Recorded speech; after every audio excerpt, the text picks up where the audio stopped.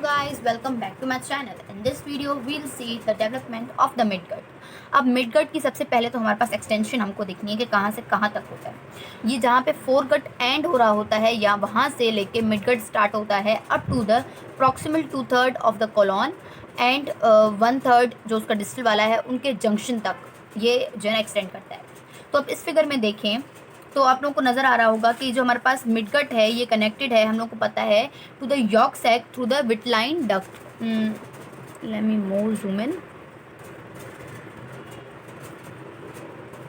तो जी देखें यहाँ पे हमारे पास मिडगट जो हमारा है ये यॉर्क सैक से कनेक्टेड है थ्रू द विटलाइन डक्ट। इसको हम लोग बोल रहे हैं विटलाइन डक्ट। अगर हम लोग इसको ड्रॉ करें, जैसे कि मैंने आपको अपनी प्रीवियस वीडियोज़ में बताया है कि हमारे पास पहले होती है एक ऐसे प्रिमिटिव गट ट्यूब होती है और फिर ये हमारे पास ऐसे जो है नीचे इसका यॉर्क सैक जा रहा होता है। Sorry for the rough drawing. तो इसका जो सिफेलिक पार्ट होता है उसको हम लोग बोलते हैं फोरगट और इसका जो कॉर्डल पार्ट होता है उसको हम लोग बोलते हैं हाइंडगट। बीच वाला पार्ट जो between the foregut and hindgut होता है उसको हम लोग बोलते हैं मिडगट। ये मिडगट कनेक्टेड होता है to the yolk stalk to the yolk sac through the vitelline duct या फिर यॉर्क स्टॉक। ठीक है, तो ये चीज़ होती है हमारी इसमें जी। अब तो जो मिडगट की हमारे पास जो डेवलपमेंट है वो होती है इन द 5th वीक और 5th वीक में जो है ना डेवलपमेंट होने के बाद क्या होता है, बेसिकली जो प्रोसीजर्स होते हैं ये बेसिकली ये ग्रोथ इसलिए होती है कि जैसे ही गट इलोंगेट हो रही होती है, मिजेंट्री इलोंगेट हो रही होती है, उसकी वजह से मिडगट की भी इलोंगेशन होती है। तो प्राइमरी इंटेस्टाइनल लूप बनती है जिसकी वजह से हमारे पास प्राइमरी इंटेस्टाइनल लूप के जो डेरिवेटिव्स होते हैं वही हमारे पास मिडगट के डेरिवेटिव्स होते हैं। ठीक है, तो मतलब जो मिडगट का मेजर जो हमारे पास डेरिवेटिव है that is primary intestinal loop और जो बाकी सारी जो डेरिवेटिव्स हैं वो सारे के सारे प्राइमरी इंटेस्टाइनल लूप से अराइज हो रहे होते हैं। अब उनमें कौन कौन से हैं ये देख लेते हैं। अब यहाँ पे आप देखें हमारे पास जो मिडगट की एक्सटेंशन है that is from the entrance point of the bile duct into the duodenum up to the proximal 2/3 and distal 1/3 of the transverse colon junction. ठीक है, और इसको सप्लाई कौन करती है? इसको सप्लाई करती है सुपीरियर मेसेंट्रिक आर्टरी। अब इसके डेरिवेटिव्स में कौन कौन से हमारे पास आ जाते हैं? Distal part of the duodenum, ileum, jejunum, caecum, appendix, ascending colon and proximal 2/3 of the transverse colon. अब जी हमारे पास 5वें वीक में जैसे जैसे एलोंगेशन हो रही होती है गट और मिजेंट्री की तो हमारे पास प्राइमरी इंटेस्टाइनल लूप बनता है। प्राइमरी इंटेस्टाइनल लूप के हमारे पास 3 पार्ट्स होते हैं। ठीक है, एक होता है हमारे पास इसका एपेक्स जो हमारे पास कनेक्टेड होता है to the yolk sac through the vitelline duct. दूसरा होता है इसका सिफेलिक लिम्ब और तीसरा होता है इसका कॉर्डल लिम्ब। सिफेलिक लिम्ब के जो डेरिवेटिव्स हैं these are distal end of the duodenum. Because हम लोगों ने पढ़ा था कि ड्यूडेनम का जो हमारे पास बेसिकली क्या होता है, 2 चीज़ों से जो है ना ड्यूडेनम हमारा अराइज हो रहा होता है। एक तो distal end of the foregut का डिस्टल पार्ट और मिडगट का सिफेलिक पार्ट। तो ये हमारे पास बन जाता है हमारा duodenum. Check that video of the duodenum from my channel. ठीक है, तो ये सिफेलिक लिम्ब जो क्या देती है हमारे पास distal part of the duodenum, then jejunum देती है और कुछ शुरुआत वाला ये cephalic part of the ileum भी देती है। कॉर्डल लिम्ब क्या देती है? इलियम का बचा हुआ part, caecum, appendix, ascending colon और 2/3 ऑफ द ट्रांसवर्स कोलॉन। ठीक है, तो 3 डेरिवेटिव्स इसके हैं और बाकी सारे डेरिवेटिव्स हमारे पास कॉर्डल लिम्ब के हैं। लेकिन one more point two remember, इसके मोर जो ग्रोथ होती है वो इस सिफेलिक एंड की वजह से होती है और इस सिफेलिक लिम्ब की जो है ना ग्रोथ की वजह से ही हमारे पास हर्निएशन होती है, physiological herniation. Now coming upon the physiological herniation कि ये है क्या। अब फिजियोलॉजिकल हर्निएशन हमारे पास जो होती है ये हमारे पास बात याद रखने की है, ये होती है 6th वीक में और इसकी जो डिग्री होती है that is 90 degree. Because 90 degree physiological herniation की वजह से मिडगट जो है हमारा 90 डिग्री रोटेट करता है। अब इसका कॉज क्या है, ये क्यों होती है? जैसे जैसे हमारा लिवर एक्सपेंड हो रहा होता है तो अब हमारे एब्डोमिनल कैविटी में जगह कम पड़ जाती है टू लाइक सारी की सारी चीज़ों को उसको एकोमोडेट करना होता है। तो वो कैसे करे? तो इसकी वजह से क्या करता है वो कि एब्डोमिनल कैविटी की स्पेस कम हो गई, लिवर वगैरह एक्सपेंड होना शुरू हो गया। तो इसलिए वो क्या करता है कि जो इंटेस्टाइनल लूप कॉइल हो रही होती हैं उसको वो एक्स्ट्रा एम्ब्रियोनिक जो है ना हमारी कैविटी में डाल देता है इन द अम्बिलिकल कॉर्ड। हम लोग के पास ये फिगर आप देखिए,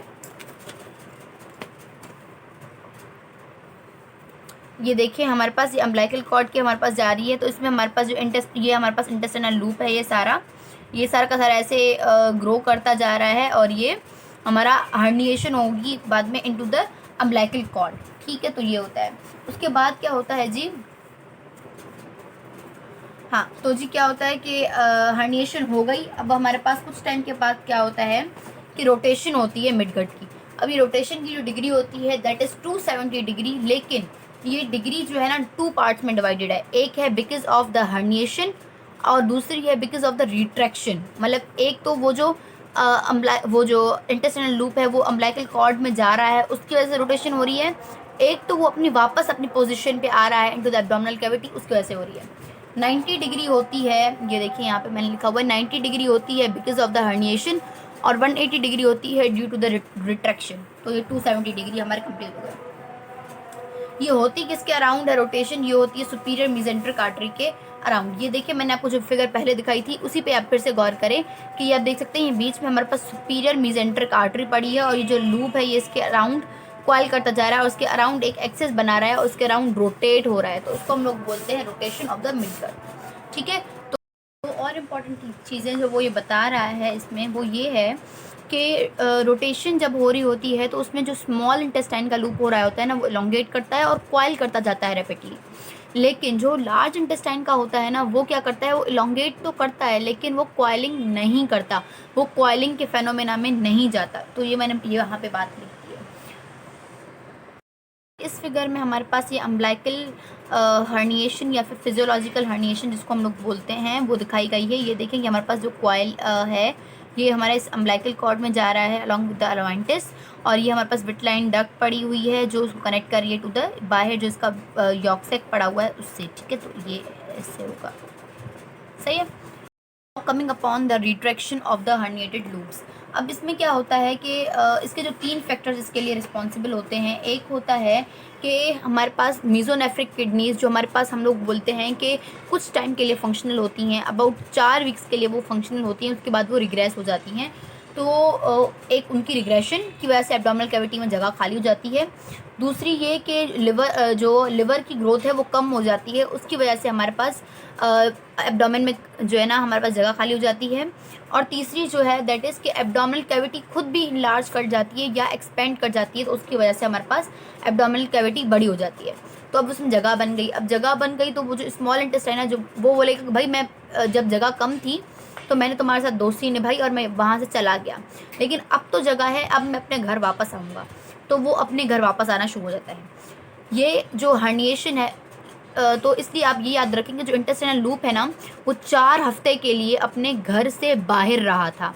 मतलब उसने अपना घर छोड़ा था फॉर 4 वीक्स, मतलब 6th वीक में वो बाहर गया था इनटू द अम्बिलिकल कॉर्ड, और 4 वीक्स के बाद मतलब 10th वीक में वो स्टार्ट हुआ है अपने घर वापस आना और शिफ्टिंग करना। ठीक है, तो ये देखें ये जो रिट्रैक्शन हो रही है हमारी हर्निएटेड लूप्स की वो हो रही है इन द 10th वीक। तो जो फर्स्ट पार्ट होता है जो री एंटर होता है that is the proximal part of the jejunum, और ये क्या करता है ये जाके लेफ्ट साइड पे हमारे पास जो ना रहना, मतलब जैसे हमारे पास ऐसे हर्निएशन हो रही है तो वो क्या करता है कि जो जो हमारे पास पार्ट्स आते आते हैं वो हमारे पास towards the left then right right right ऐसे हमारे पास सेटलमेंट हो जाती है। अब ज्यूजनम जैसे फॉर एग्जांपल आना शुरू हुआ तो वो पहले क्या करेगा लेफ्ट साइड पे आएगा, देन जो सेकंड पार्ट होगा वो राइट साइड पे जाएगा और राइट पे और राइट पे, और जो last part to re enter होगा वो होगा सीकल बर्ड, वो होगा towards the right side. So first part क्या था proximal jejunum, it was towards the left, जबकि जो सीकल बर्ड है it is towards the right. ठीक है, तो ये मैंने यहाँ पर रखी हुई है। First part to re enter is the proximal jejunum और last to re enter is the caecal bud. अब भाई क्या होता है कि जैसे सीकल बर्ड पहले तो क्या करता है कि राइट साइड पे पड़ा हुआ होता है बिल्कुल लिवर के नीचे। मैं आपको फिगर दिखाती हूँ, ये देखें इस फिगर में आप देख सकते हैं ये लिवर पड़ा हुआ है हमारे पास, और लिवर के बिल्कुल नीचे ऑन द राइट साइड इसके राइट लोब के नीचे हमारे पास सीकल बर्ड पड़ा हुआ है। लेकिन अब क्या होता है कि सीकल बर्ड बोलेगा कि भाई मुझे अपनी पोजीशनिंग लेनी है, मुझे डिसेंड होना पड़ेगा, नीचे जाना पड़ेगा, ताकि जो हमारे पास हेपेटिक फ्लेक्चर और हमारे पास जो है ना असेंडिंग कॉलॉन है ना उनको भी जगह मिल पाए। बिकॉज हमें पता है कि हमारा असेंडिंग कॉलॉन ऐसे होता है, इस साइड से ऐसे जा रहा होता है ऐसे, देन ऐसे ऐसे हमारे पास डिसेंडिंग आ रहा होता है।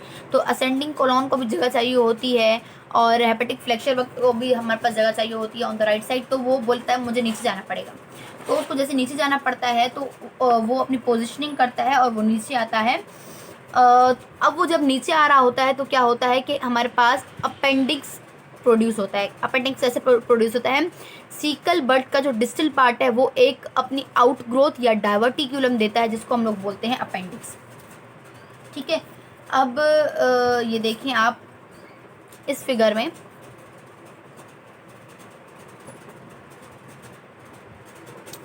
ये देखें इस फिगर में देखें कि हमारे पास ये जो सीकल बर्ड है ये हमारे पास पड़ा हुआ है, ये हमारे पास जैसे डिसेंड कर रहा है तो उसकी वजह से इसकी एक सीकल बर्ड ने सीकम दिया, और ये सीकम जैसे जैसे जा रहा है तो ये देखिए असेंडिंग कोलॉन, ये इसकी ये भी राइट साइड पे आ गया असेंडिंग कोलॉन, और ये सीकम जो है उसकी एक आउटग्रोथ आ गई जिसको हम लोग बोलते हैं अपेंडिक्स। ठीक है, तो this is the like development of the appendix हम लोग बोल सकते हैं, और ये अपेंडिक्स फिर बाद में ग्रो करके ऐसे शेप ले लेता है। ठीक है, नाउ जस्ट सी हियर जो रिटन वर्क है, सीकल बर्ड इनिशियली पहले राइट साइड पे होता है, बीनीथ या below the right lobe of the liver, then वो डिसेंड करता है into the right iliac fossa. ये राइट इलियक फोसा क्या है ये आपको एब्डोमेन में पढ़ाया जाएगा, और अगर चेक करना चाहते हैं तो मेरी वीडियोस आप चेक कर सकते हैं about that quadrants of the abdomen. तो डिसेंड करता है into the right iliac fossa, और फिर वहाँ उसकी वजह से क्या होता है कि असेंडिंग कोलॉन और हेपेटिक फ्लेक्चर जो है ना वो राइट साइड पे आ जाते हैं। अब इस डिसेंडिंग की वजह से क्या होता है कि डिस्टल एंड पे सीकल बर्ड के एक नैरो डाइवर्टिक्यूलम आ जाता है जिसको हम लोग बोलते हैं अपेंडिक्स। ये अपेंडिक्स जो है बिलो द कोलॉन या सीकम पाया जाता है, इसको इस पोजीशन को हम लोग बोलते हैं रेट्रोसीकल या रेट्रोकोलॉन। ठीक है, तो ये हमारे पास ये हो गई development of the appendix. Now coming upon the mesentery of the intestinal loop. अब जो इंटेस्टाइनल लूप होती है वो सारी की सारी कनेक्टेड होती है, उसके ऊपर हमारे पास हमें पता है वो पोस्टीरियर एब्डोमिनल वॉल से कनेक्टेड होगी थ्रू द डॉर्सल मेसेंट्री, और वेंट्रल से टू द वेंट्रल मेसेंट्री। ठीक है, और जो मेसेंट्रीज होती हैं ना हमारे पास हमारे मिडगट की और हाइंड गट की, मिडगट में हमारे पास जो मेन थिंग है वो है ही लूप। ठीक है, इंटेस्टाइनल लूप, तो वो जो है ना वो कनेक्टेड होती हैं, मतलब मिडगट की जो मेसेंट्री होती है वो हाइंड गट मेसेंट्री से कंटिन्यूस शीट बना रही होती है, लेकिन कुछ जगहों पे वो मेसेंट्री जो है फ्री होती है और कुछ जगहों पे वो कनेक्टेड होती है थ्रू द टोल्स फेशिया। मतलब बेसिकली तो सारी की सारी पोस्टीरियर वॉल से कनेक्टेड है बाय द डॉर्सल मेसेंट्री, लेकिन वो कहीं कहीं पे वो जो डॉर्सल मेसेंट्री है ना वो फ्री हो जाती है, और कहीं कहीं पे वो बोलती है कि मुझे एक और जो है ना अटैचमेंट चाहिए जिसके थ्रू मैं कनेक्ट हूँ to the posterior body wall. ठीक है, अब वो कौन कौन सी जगहें हैं लेट्स सी। जहाँ पे फ्री होती है वो हमारे पास जगहें हैं मेसेंट्री प्रॉपर टू द जिजोनम और इलियम, और ट्रांसफर कोलॉन, ट्रांसफर्स मीजोकोलॉन जो हमारे पास होती है, देन मीजो अपेंडिक्स, मीजोसिग्मोइड, मीजोरेक्टम। इन जगहों पे ये जो है ना हमारे पास फ्री होती है, मतलब अटैच नहीं होती किसी भी चीज़ से। जहाँ पे मैंने बताया कि कुछ जगहों पे वो कनेक्ट होती है थ्रू द टोल्स फेशिया, तो वो है हमारे पास असेंडिंग और descending segment of the colon. आयन जी इस फिगर में देख लें, हमारे पास जो ट्रांसफर्स मीजोकोलॉन की है, सिग्मोइड, देन हमारे पास मेसेंट्री प्रॉपर जो हम लोगों ने पढ़ी, इन जगहों पे ये फ्री है, जबकि बाकी जो जगह हैं वहाँ पे कहीं कहीं पे असेंडिंग और जो डिसेंडिंग की है वहाँ पे वो अटैच्ड है थ्रू द टोल्स फेशिया। ठीक है, एक और बात की जो मेसेंट्री में चेंजेस आ रही हैं सब हो रहा है, ये हो क्यों रहा है? ये हो रहा है बिकॉज कि हमारे पास हमें पता है कि मिडगट की रोटेशन हो रही है, वहाँ पे इंटेस्टाइन की कॉइलिंग हो रही है, इन सब चेंजेस की वजह से मेसेंट्री में चेंजेस आ रही हैं, और मेसेंट्री है वो हमारे पास कॉइल कर रही है around the loop, around the superior mesenteric artery. जैसे हम लोगों ने पीछे देखा था कि हमारे पास जो लूप था वो भी सुपीरियर मेसेंट्रिक आर्टरी के अराउंड लूप कर रहा था, तो ये भी जो है ना इंटेस्टाइनल लूप भी जो मेसेंट्री होती है ना वो भी उसके अराउंड लूप करती है या ट्विस्ट करती है, और वहाँ पे फिर वो जो है ना रिफ्लेक्शंस वगैरह देती है। ठीक है, तो ये बिकॉज होता है, मतलब इन सब का जो हमारे पास डिस्कस करने का वो था, रिजल्ट था, वो यही था कि ये चेंजेस क्यों आती हैं। वो आती हैं because of the coiling of the intestinal loop and the rotation of the midgut। ठीक है, इन दो चीज़ों की वजह से आती है। So this was all about the midgut. हम लोगों ने पढ़ लिया है मिडगट अभी तक सारा का सारा कि मिडगट के डेरिवेटिव्स क्या होते हैं। देन मिडगट का जो most important part that is the intestinal loop, उसके पार्ट्स पढ़े, उसके डेरिवेटिव्स पढ़े, फिजियोलॉजिकल हर्निएशन पढ़ी है, रोटेशन पढ़ ली है, रिट्रैक्शन पढ़ ली है, और हम लोगों ने mesentery of the intestinal loop भी कंप्लीट कर ली है। Thank you.